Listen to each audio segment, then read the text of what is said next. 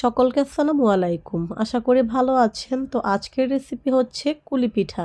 ছোটবেলা থেকে মা খালাদের হাতের এই কুলি পিঠাগুলো খেয়েছি। তো ভাবলাম আজকে এই প্রথম কুলি পিঠাগুলো বানাই, তো আপনাদের সাথে শেয়ার করছি। আশা করি আপনাদের কাছেও কুলি পিঠার এই রেসিপিটি ভালো লাগবে। যদি ভালো লাগে একটি লাইক দিয়ে দেখা শুরু করবেন আর চ্যানেলটিকে সাবস্ক্রাইব করে পাশে থাকবেন। তো প্রথমেই এখানে আমি চাল ভেজে নিয়েছি, আরও নিয়েছি এখানে কালো তিল, আরও নিয়েছি এখানে কোরানো নারিকেল, তো আরও লাগছে এখানে বাটালি গুড়। আর এই পিঠাতে কিন্তু বাটালি গুড়টা দিলে খুবই সুন্দর একটি ফ্লেভার আসে। তো কুলি পিঠা বানাতে আরও লাগবে চালের গুঁড়া। তো এখানে আমি হাফ কেজি পরিমাণ চালের গুঁড়া নিয়েছি, আর চালের গুঁড়াগুলোকে এরকম করে টেলে নিতে হবে। তো যদি শুকনো চালের গুঁড়া যদি আপনাদের বাসায় থাকে তাহলে আর এরকম টেলে নেওয়ার দরকার নেই। তবে আমাদের চালের গুঁড়াগুলি একটু ভেজা ছিল, তো সেজন্য আমরা টেলে নিয়েছি।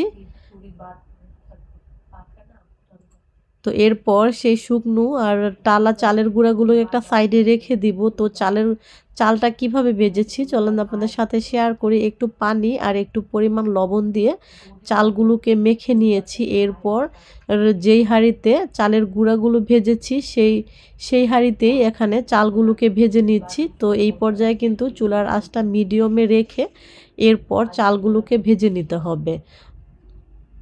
আর চালের গুঁড়াগুলোকেও কিন্তু চুলার আঁচ মিডিয়ামে রেখে এরপর ভেজে নিতে হবে। আসলে যে কোনো ভাজাভাজি করলেই চুলার আঁচটা মিডিয়ামে রেখে করলে তাহলে খুব সুন্দর মতো ভাজাগুলো হয় আর পুড়েও যায় না।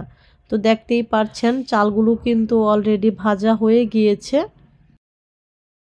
চালগুলো যখন ভাজা শুরু করবেন তখন দেখবেন এরকম করে ফুটতে ফুটতে খুব সুন্দর লাল কালার চলে আসবে, তখনই বুঝবেন চালগুলো ভাজা হয়ে গিয়েছে। এরপর এখানে তিলও আমরা সেমভাবে টেলে নিয়েছিলাম। তো তিলগুলোকে এরকম টেলে নিয়ে এরপর এগুলোর যে উপরের কালো খোসাটা আছে ওগুলোকে ফেলে দিতে হবে। তো সেজন্য একটা কুলার মধ্যে সে ভাজা তিলগুলোকে নিয়ে এরকম পুঁতা দিয়ে এরকম করে চুড়ে দিচ্ছে যাতে খুব সুন্দর মতো কালো খোসাগুলো উঠে যায়। তো এরপর তিল আর সেই ভাজা চালগুলোকে একসাথে ব্লেন্ড করে নিচ্ছে। তো এগুলোকে কিন্তু একদম মিহি করে ব্লেন্ড করতে হবে। তো এরপর এখানে আমরা একটা চুলায় হাঁড়ি বসিয়ে দিয়েছি। কুলি পিঠার ভিতরের সেই খিরসাটা তৈরি করে নিতে হবে। তো এর জন্য 1 কাপ পরিমাণ দুধ দিয়ে দিয়েছি। তো দুধটা দিয়ে এরপর এখানে গুড় দিয়ে দিল।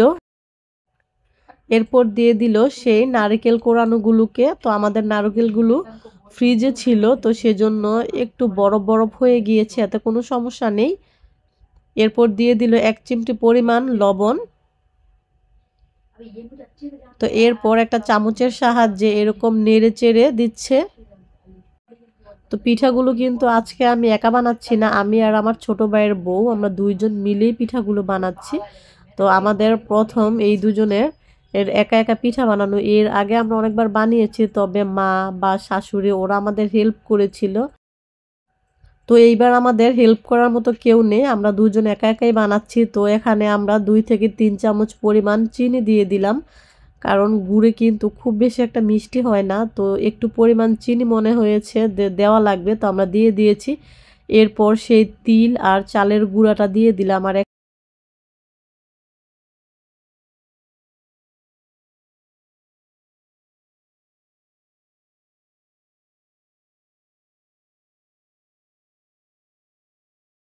চাল ভাজাটা যে আমরা গুঁড়ো করেছি ওটা আমরা যতটুকু পরিমাণ নিয়েছি তার অর্ধেক পরিমাণ ছিল সেই তিল, মানে তিলের গুঁড়া।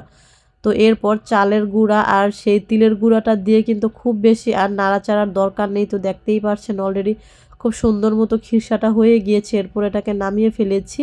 তো এরপর চুলায় আরেকটা হাঁড়ি বসিয়ে এতে পরিমাণ মতো পানি দিয়ে দিয়েছি, এতে দিয়ে দিলাম পরিমাণ মতো লবণ। পানিটা যখন বলক উঠে গিয়েছে এরপর সেই ভাজা চালের গুঁড়াগুলোকে দিয়ে দিলাম। তো চালের গুঁড়াগুলোকে দিয়ে খুব সুন্দর একটা ডো বানিয়ে নিতে হবে। আমরা রুটি বা পরোটা বানানোর ডো যেরকম তৈরি করি সেম রকমই একটা ডো হবে। আর আপনাদের কাছে যদি মনে হয় চাল ভেজে তার গুঁড়া করা বা তিল চুড়ে তার গুঁড়া করা এগুলো অনেকটাই কষ্টের ব্যাপার বা ঝামেলার ব্যাপার, তাহলে কিন্তু আপনারা চাল ভাজার গুঁড়া বা তিলের গুঁড়া ছাড়াও কিন্তু শুধু নারিকেল আর গুড় দিয়েও কিন্তু এই পিঠাটি সেমভাবে তৈরি করতে পারেন, তাও কিন্তু খেতে খুবই মজার হয়। তবে আমরা আগে থেকেই দেখে এসেছি, মানে ছোট থেকেই দেখেছি আমাদের মা, খালা, তারপর শাশুড়ি, ওনারা দেখেছি যে চালের গুঁড়া আর তিল দিয়ে বানায়, তো সেইভাবেই আজকে বানালাম। তবে এখন কিন্তু আর কেউ চাল ভাজার গুঁড়া বা তিল দিয়ে এরকম কুলি পিঠা সহজে বানাতে চায় না, একটু ঝামেলার জন্য।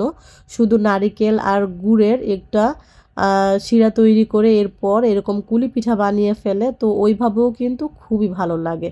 তবে তিল আর চালের গুঁড়া দিলে, মানে তিল আর চাল ভাজার গুঁড়া দিলে পিঠাগুলো আরও বেশি মজা লাগে খেতে। এরপর ডোটা কিন্তু খুব সুন্দর মতো তৈরি করা হয়ে গিয়েছে। এরপর সেই ডোটা দিয়ে পাতলা করে একটা বড় আকারের রুটি বানিয়ে নিয়েছে। পর বক্সের একটা মোটখা দিয়ে এরকম চাপ মারলেই কিন্তু খুব সুন্দর ছোট ছোট গোল গোল রুটি তৈরি হয়ে যাচ্ছে। তো একটা বড় আকারের রুটি দিয়ে কিন্তু প্রায় 4 থেকে 5টা ছোট ছোট রুটি হয়েছে, মানে বক্সের মোটখাটা দিয়ে কিন্তু আমরা বানিয়ে নিয়েছি। এরপর এর মাঝখানে সেই গুড় নারিকেল এই শিরাটা দিয়ে খুব সুন্দর মতো কুলি পিঠার শেপ দিয়ে নিচ্ছে। তবে আমরা যেহেতু প্রথম বানাচ্ছি, খুব বেশি একটা সুন্দর করে কিন্তু পারি না, তো এটা দেখতেই পারছেন আসলে বানাতে বানাতেই কিন্তু খুব সুন্দরভাবে তৈরি করা যায়।